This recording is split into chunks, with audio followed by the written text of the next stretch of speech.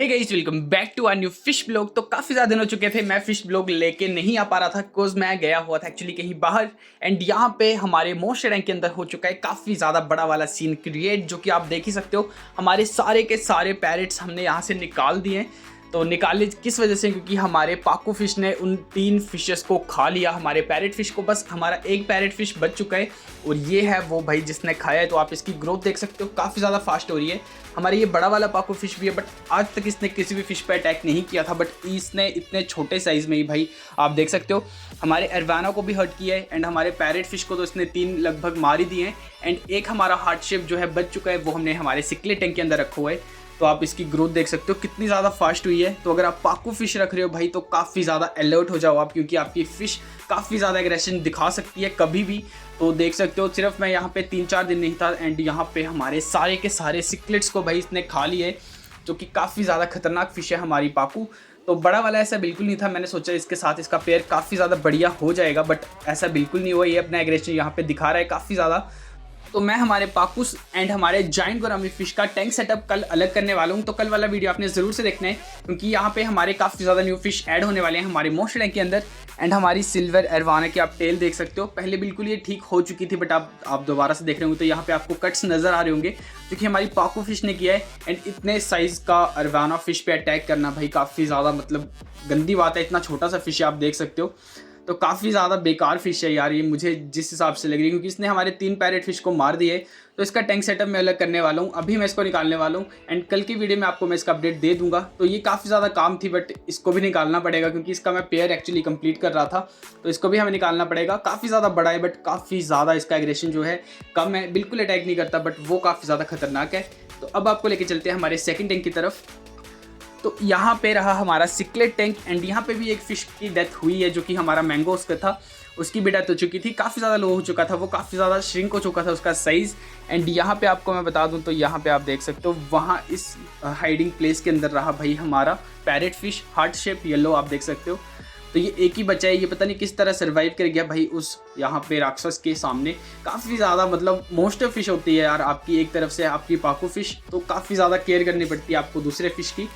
तो जिस वजह से अब हम अपने इन ओस्कर फिशेस को निकालने वाले हैं हमारे मोस्ट रैंक के अंदर। आप देख सकते हो हमारे सारे के सारे फिश काफ़ी ज़्यादा एक्टिव हो चुके हैं।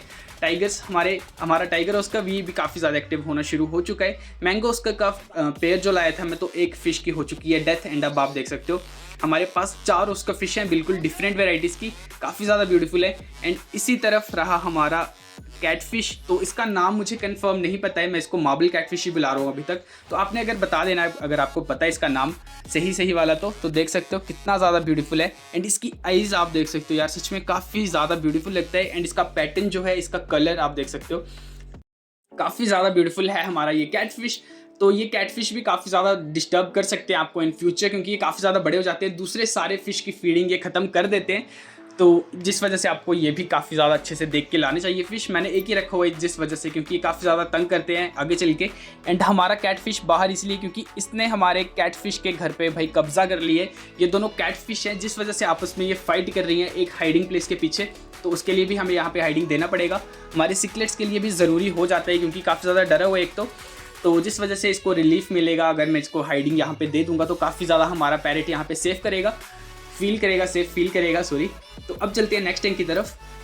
तो इस तरफ हमारा टैंक नहीं है, ये कोई पॉन्ड है हमारा।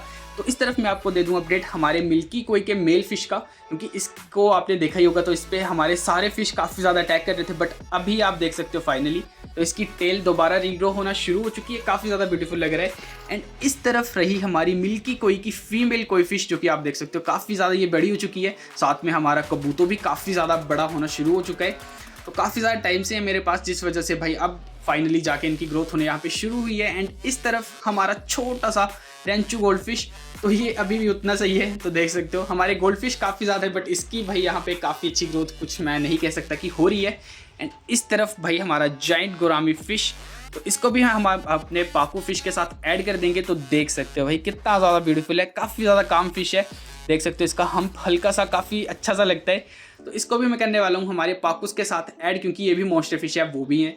तो जिस वजह से ये काफ़ी इजीली रह सकते हैं। एंड देख सकते हो कितनी ज़्यादा ब्यूटीफुल है, काफ़ी ज़्यादा पसंद है मुझे हमारी जाइंट गुरामी, बट इसको इसके एग्रेशन की वजह से हमें कोई पॉन्ड के अंदर रखना पड़ता है। तो चलिए फिर आज की वीडियो को हम यहीं पे करते हैं। एंड वीडियो कैसी लगी आपने हमें कमेंट करके ज़रूर से बताना है। एंड नेक्स्ट फिश के लिए भी आप हमें कमेंट कर सकते हो।